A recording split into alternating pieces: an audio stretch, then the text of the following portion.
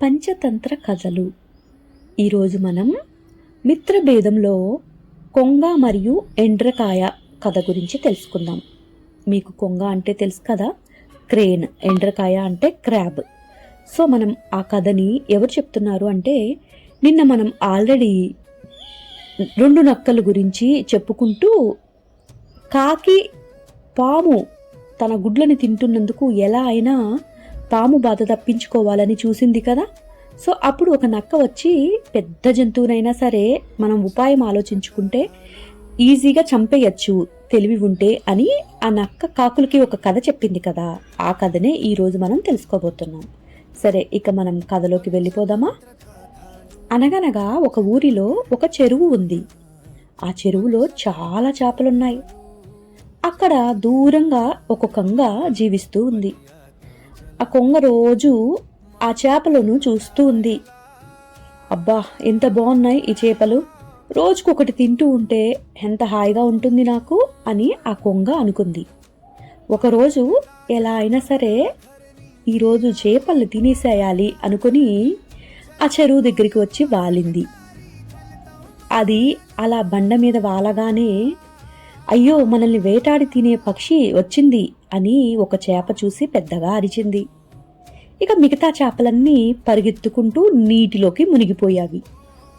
కొంగ తల వంచి కండ్లు మూసి, అయ్యో నేను రాగానే అవి పసిగడుతున్నాయే, ఎలాగా వాటిని నేను తినాలి, నాకు దక్కకుండా అవి లోతుగా వెళ్ళిపోతున్నాయి, ఎలా అయినా సరే నేను ఉపాయం ఆలోచించి ఆ చేపల్ని తినాలి అని అనుకుంది.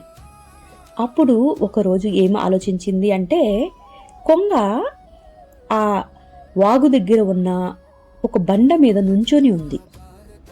తల వంచుకొని ఉంది, కండ్లు మూసుకొని ఉంది.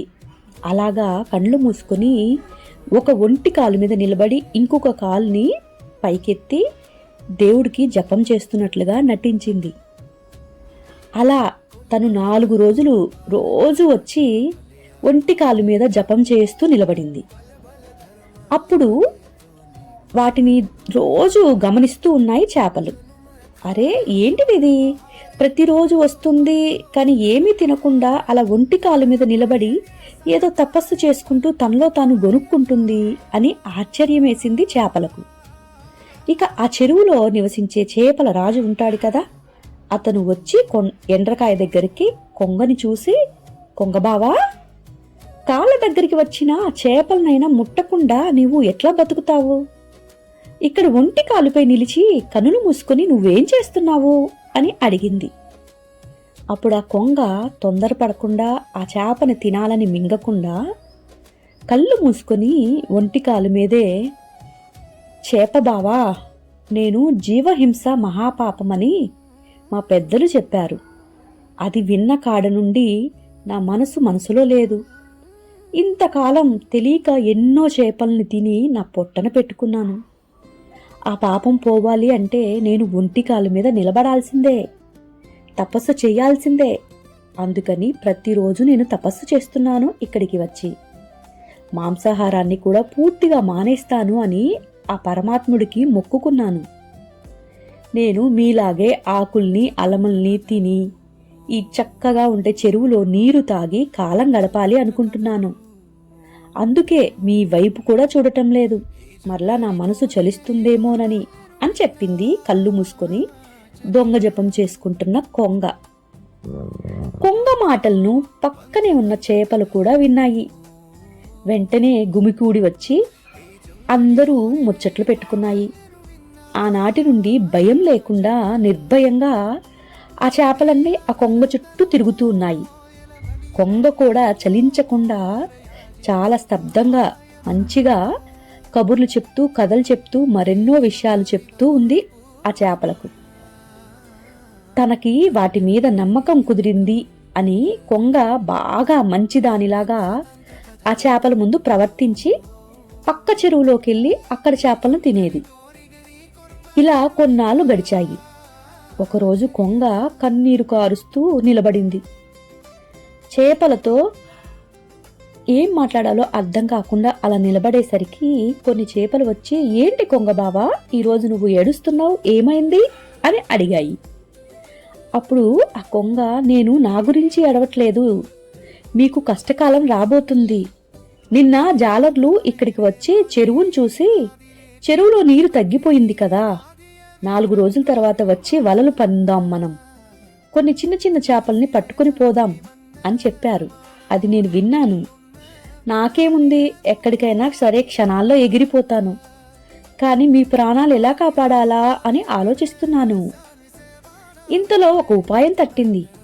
ఇక్కడే సమీపంలో కొండ అవతల ఒక పెద్ద సరస్సు ఉంది. అక్కడకు మిమ్మల్ని తీసుకువెళ్ళమంటే నేను తీసుకువెళ్దాం అనుకుంటున్నా, కానీ ఎలా కుదురుతుంది అని ఆలోచిస్తున్నా అని చెప్పింది. అప్పుడు చేపలు వెంటనే, అరే, నువ్వు మాకు ఎంత సహాయం చేయాలనుకుంటున్నావు?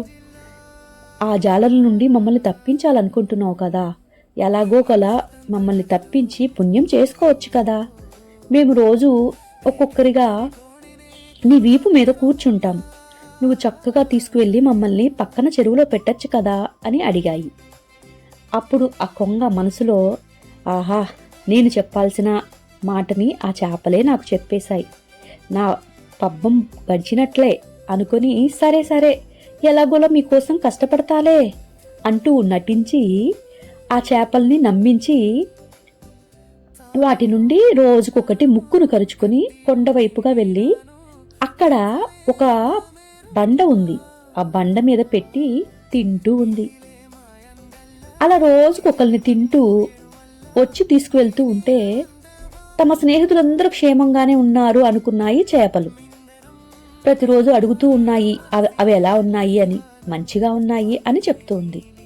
కానీ పక్కనే ఉన్న ఎండ్రకాయకు కొంచెం అనుమానం వచ్చింది కొంగ మీద. అదే రోజు చేపల్ని తీసుకువెళ్తుంది, మంచిగా ఉంది అంటుంది, ఎలా నమ్ముతాం మనం అనుకుని, సరే సరే, ఈరోజు నన్ను తీసుకువెళ్ళు అని చెప్పింది ఆ ఎండ్రకాయ. సరే, తప్పదేముంది, ఇక నిన్ను తీసుకువెళ్తాను నేను కొంగ అని చెప్పి కొంగ సంతోషంగా సరే అని చేపలను ముక్కును కరుచుకుంటాను, కానీ నువ్వు గట్టిగా నా మెడను పట్టుకో, నేను విడవమనగానే విడిచెయ్యి అని చెప్పింది. కొంగ మెడ చాపింది. ఎండ్రకాయ దాని మీద గట్టిగా పట్టుకుని కూర్చుంది. కొంగ పైకి ఎగిరి తాను చేపలను తినే బండ దగ్గరకు వచ్చింది. ఎండ్రకాయకు అనుమానం వచ్చింది. అటు ఇటు చూసింది, కానీ ఎక్కడా ఎటువంటి చెరువు గాని సరస్సు గాని దానికి కనపడలేదు. పైగా కొండ వద్ద బండ మీద ముందుగానే ఆ కొంగ ప్రతిరోజు తింటున్న చేపల ఎముకలు, పొలుసులు దానికి కనిపించాయి. ఇన్నాళ్ళు కొంగ చేసిన మోసం ఆ ఎండ్రకాయకి అర్థమైపోయింది. ఓహో, కొంగ జపం అంటే ఇదే కాబోలు. దొంగ కొంగ తీపి మాటలన్నీ చెప్పి మా చేపలన్నింటినీ మోసగించి పొట్టన పెట్టుకుందా. నేను పట్టు వదిలితే నన్ను పట్టుకొని చంపి తినక మానదు. ఇక ఆలస్యం చేస్తే లాభం లేదు, దీని మెడ నా కొండెలతో కత్తిరించి చంపేస్తా అని చెప్పి ఆ ఎండ్రకాయ ఆ కొంగ గొంతు పట్టుకుని కొరికి చంపేసింది. కొంగ పీడ వదిలించుకొని నెమ్మదిగా చెరువు వద్దకు చేరి బతికి బయటపడింది. ఇక మిగతా చేపలన్నిటికి కూడా చెప్పింది ఇన్ని రోజులు కొంగ దొంగ జపం చేస్తూ వాటిని ఎలా మోసగించింది అని. చేపలన్నీ, అయ్యో, మా మిత్రుల్ని పోగొట్టుకున్నామే కొంగ మాటలు విని అని బాధపడ్డాయి. ఆ పాపం కొంగ చేపలను తినటానికి పన్నిన ఉపాయం దానికే అపాయంగా మారిపోయింది కదా. కాబట్టి మనం ఏదైనా ఉపాయం ఆలోచించేటప్పుడు దానివల్ల ఏదైనా ముప్పు జరుగుతుందా అని ఆలోచించి జాగ్రత్త వహించాలి. మోసాన్ని మోసంతోనే జయించాలి. మంచి ఉపాయం ఆలోచించి మన శత్రువైన పాముని చంపేయాలి అని నక్క ఇదంతా చెప్పి కాకులకి సలహా ఇచ్చింది. ఆ కథను వినే పాములు కూడా చంపటానికి రాజకుమార్తె యొక్క నగని దొంగిలించి పాము పుట్టలో వేసి ఆ పాముని చంపేశాయి కదా. సరే, ఈ కథలు విన్న ఆ నక్కలు తర్వాత ఏం చెప్పబోతున్నాయో, ఆ అన్న నక్క, తమ్ముడు నక్క ఇవన్నీ అసలు ఎందుకు చెప్తున్నాయో మనం నెక్స్ట్ ఎపిసోడ్లో తెలుసుకుందాం. ఇంతవరకు Shashank music me and you స్టూడియోని ఆదరిస్తున్న మీ అందరికీ చాలా థ్యాంక్ యూ. ఇకపోతే ఈరోజు నేను మరక అనే ఒక స్టోరీని ఇవ్వబోతున్నాను. అది కొంచెం రియాలిటీకి దగ్గరగా ఉంటుంది. అమ్మాయిలు తప్పులు ఎక్కడ చేస్తున్నారు, ఎక్కడ చేయకూడదు అనే కాన్సెప్ట్ మీద ఆ కథని నేను రాశాను. తప్పకుండా ఈరోజు ఇవ్వటానికి ట్రై చేస్తాను.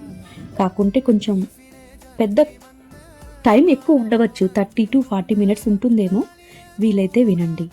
అది కాక నిన్న మరియు మొన్న నేను 2 మంచి పాటల్ని ఇచ్చాను, వీడియోస్లో ఉన్నాయి. రొమాంటిక్గా కొత్తగా యానివర్సరీ జరుపుకుంటున్న ప్రతి ఒక్కరికి ఆ పాటని డెడికేట్ చేస్తున్నాను. వీలైతే ఆ పాటల్ని కూడా వినేసి ఎలా ఉందో చెప్పేస్తారు కదా.